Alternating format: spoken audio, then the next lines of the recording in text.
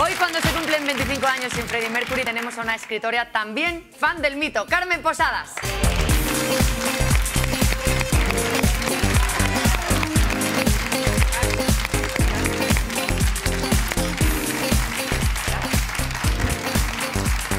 Carmen, bienvenida. Carmen, por aquí. Enseguida vamos a hablar de la hija de Cayetana. Debo decir que la historia de la niña me fascina, pero el contexto más aún todavía. Pero, ¿te gustaba Freddie Mercury? Bueno, me encantaba Freddie Mercury. Además, he hecho de Freddie Mercury una vez en mi vida. Yo. ¿Cómo qué has hecho? Sí. Porque A ver. vivía en Londres en una época y con mis hijas, y entonces los colegios son muy participativos, y entonces todos los padres tenían que hacer un show, y yo he hecho I Want to Break Free. ¿Hiciste He tú? pasado la aspiradora. ¿Pasando la aspiradora? Pasando la aspiradora, Pero, claro. Carmen, ¿te pusiste un bigote? Eso es. Claro, ¿cómo? Claro, cómo no, ya he hecho de Freddie Mercury. ¿Escribes con Un música? exitazo, te diré. No, ya. ¿Sí, no? Sí, sí, sí. No, tienes que estar, triunfé. tú tienes que estar guapa igualmente. ¿Escribes con música, Carmen? No, jamás. No. No, imposible. Me En- encanta en- la música, pero cada cosa en su momento. En silencio. Es verdad en que es silencio. una cosa muy de escritor o de guionista. ¿El qué, el silencio o la música? Unos saben escribir con música y otros no pueden, es imposible. Tienen que escribir en silencio. Yo también en ¿Tú silencio. eres de silencio? Sí, sí, sí. No, es que no me imagino. Bueno, porque hay unas rutinas, ¿no? Yo creo que hay Claro. y unas costumbres que luego no se pueden abandonar. Bueno, dices de la duquesa de Alba, excéntrica, caprichosa y libre. Podría ser Freddie Mercury. De la época. Sin bigote, pero igualita. Sí, bueno, en este libro hablas de la 13ª duquesa de Alba, de Tana, de Cayetana.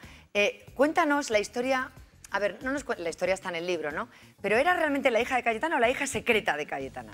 No, la paseaba por todos lados. Es una historia muy sorprendente porque a la duquesa, imagínate, en el siglo XVIII era costumbre regalar niños a esclavos. O sea, es una terrible costumbre, pero bueno, era Sí, así. es fea. Y entonces a ella, feita, ¿verdad? Sí, la cosa no.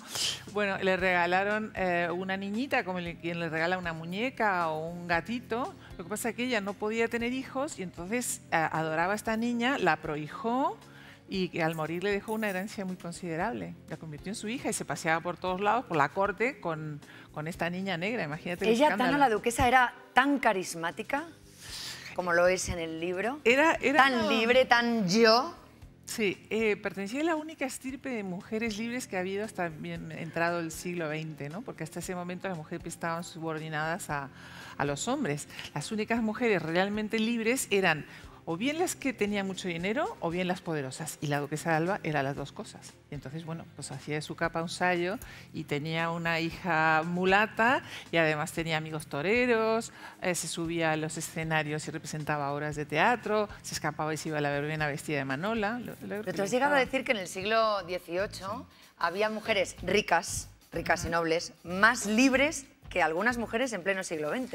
Es que el siglo XVIII es el siglo de la Ilustración y es el siglo de las mujeres. Date cuenta, por ejemplo, que en Francia, antes de la Revolución, estaban todas las Salonières, que eran estas señoras que tenían una influencia enorme en la política de Europa. Luego, la Revolución Francesa, antes de la toma de la Bastilla, las primeras personas que se rebelaron contra el rey y fueron a Versalles a pedirle pan para sus hijos fueron mujeres. Durante la Revolución hubo muchas revolucionarias y además era la época en que las mujeres, estoy hablando de una cierta clase social ahora, eran muy libres, mucho más libres que lo que fueron en el siglo XIX y bien entrado el siglo XX. Pero luego hubo o sea, fuimos para atrás entonces. Claro, porque después de la Revolución Francesa se instaura la, ¿cómo diríamos?, la moral burguesa, que era mucho más pacata de lo que era la clase alta. Machista. En la clase, sí, claro. Y en la clase alta los matrimonios eran concertados, con lo cual tú te casabas, tenías 1 o 2 hijos con tu marido y después a partir de ahí, anchas Castilla, cada uno hacía lo que le parecía y no pasaba nada. Sí, los Estaba aceptado. amoríos y la rivalidad de la duquesa, de la reina, esos enfrentamientos con esos amantes compartidos. O sea, porque eran amantes compartidos. Hablemos también de esa relación en el libro que tú retratas con don Francho, con Goya y la duquesa. ¿Hasta dónde has llegado en tu intuición o en tu documentación en esta relación? Bueno, yo tengo que decir que como lectora de novelas históricas siempre me pregunto qué es verdad y qué es mentira, qué se ha inventado el autor. Y como a mí no me gusta que me cuenten milongas, yo tampoco las cuento. Quiere decir que la parte histórica de la novela, hay una parte que es novelada, que es la vida de la hija, perdón, de la madre real de la esclava, ¿no? Porque en realidad son dos historias. La historia de dos madres. Trinidad, que es la madre biológica, y Cayetana de Alba, que es la madre adoptiva. En la parte de la esclava, ahí he tenido que usar la imaginación porque no se sabe. Porque no se sabía de dónde salió esa niña. En los personajes históricos, todo lo que se cuenta es rigurosamente verdad. María de la Luz se llamaba esa niña. Así se llamaba. Marina en su nacimiento. Era un símbolo chic, ¿no? Tener esclavos negros vestidos como nobles en ese momento. Bueno, esto es una aguatinta de, ¿no? Mira, de Goya. esa es la duquesa de Alba con la niñita María Luz en brazos. Con la niñita. Con Pero el sé que suena doloroso, sí. pero es así. ¿Era chic? Era chic en el... Yo no sabía que había esclavos en la península. Obviamente sabía que había esclavos. Nosotros no lo sabíamos. No, para nada. Para nada. Y sin embargo, cuando Cervantes habla de Sevilla, por ejemplo, en el siglo XVII, es un poquito antes de mi libro, él me dice que Sevilla es el damero de Europa porque había 10% de personas de color. Es muchísimo, Es 10%, muchísimo. Es enorme. Y en el siglo XVIII seguía habiendo esclavos, pero ya eran como un artículo de lujo. De ahí queda la frase, es tan rico que tiene un negro con librea. A eso me refería. Quiero tener un Pero negro que me abanique. ¿qué fue pasando? O sea, ¿qué es lo que pasó para que de repente eso cambiase? Que cambiase... Claro, que ya de repente la esclavitud se abolió. O sea, es que es verdad que es una parte de la historia de España que no ha sido muy contada. No, es que yo estaba intentando buscar documentación o novelas o algo que hablen de la esclavitud en España y no hay documentación. Es como si se hubiera querido olvidar un capítulo un poco vergonzoso de la Pero historia. que son 3 siglos, 4 siglos de esclavitud en España. He llegado a apuntar por aquí que había hasta 800.000 esclavos negros en la península, 300.000 moros, o sea, unos datos... Bueno, hay una ficha dentro del libro, vamos a verla, que es sorprendente. Sí. Esto es real, ¿eh? Esto es real. Esto no es una cosa que yo me he inventado, está sacado de un periódico de la época y léelo tú que tienes buena vista. Sí, mira, venta de esclavos. Una negra se vende recién parida con abundante leche, excelente lavandera. El siguiente es más atroz. Una negra, no sé, igual. Se vende por no necesitarla su dueño, de nación conga, como de 20 años, con su cría de 11 meses, sana y sin tachas. Muy fiel y humilde. No ha conocido más amo que el actual. Es regular lavandera, planchadora y cocinera.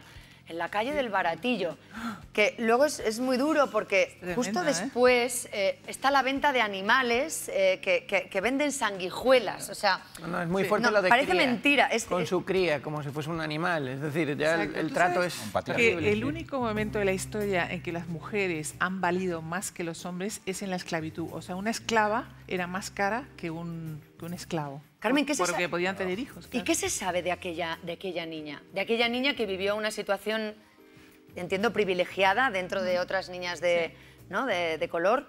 ¿Qué se sabe? O sea, mira, se sabe que... ¿Recibió esa herencia? ¿Tiene familia? Claro, se sabe que venía de Cuba, que se le entregaron a la duquesa de Alba con muy poquitos meses de vida, envuelta en un turbante esclava. Yo me imaginé esta pobre madre, en el momento que le van a arrancar a su hijo, su hija le da lo único que tiene, que es su pañuelo, ¿no? Y viene envuelta en ese turbante. Y después se cría con la duquesa de Alba. Hay 2 retratos de Goya de ella, este que hemos visto ahora y un óleo en el que aparece también la niñita con el ama de la duquesa. Y luego, cuando la duquesa muere, se muere muy joven, con 40 años, además en circunstancias muy misteriosas, que siempre se ha especulado que quién la asesinó, que si fue la reina, que si fue Godoy, que si se envenenó con las pinturas de Goya, que sabes que los óleos son muy tóxicos. Bueno, y una vez que hereda, desaparece, nadie sabe. Entonces yo estaba intentando averiguar, a ver si encontraba rastro en Madrid, no ha quedado rastro, y dicen los historiadores que lo más probable es que se haya vuelto a Cuba. Porque una esclava, una niña joven, sin nadie que la protegiera, aquí en Madrid hubiera sido una rareza, no hubiera estado, ¿sabes? No hubiera encontrado su lugar. Y volvió a casa. Sin embargo, en Cuba había ya había esclavos que habían conseguido adquirir su su libertad y que tenían una vida bastante agradable, y entonces, bueno, pues ahí no hubiera desentonado. Y el otro día me escribió un historiador cubano y me dijo, no sabíamos nada de esta niña, pero vamos a investigar. Ya han empezado a buscar. Sí, sí, pues te digo que en esas búsquedas a menudo hallan la respuesta. En cualquier caso, no hace más que más apasionante aún la hija de Cayetana. Felicidades por este misterio, pero sobre todo por ese contexto que nos ha sorprendido tanto de esa península en la que, bueno, pues se convivía con la esclavitud. Sí. Carmen Posadas, muchísimas gracias y mucha suerte. Gracias.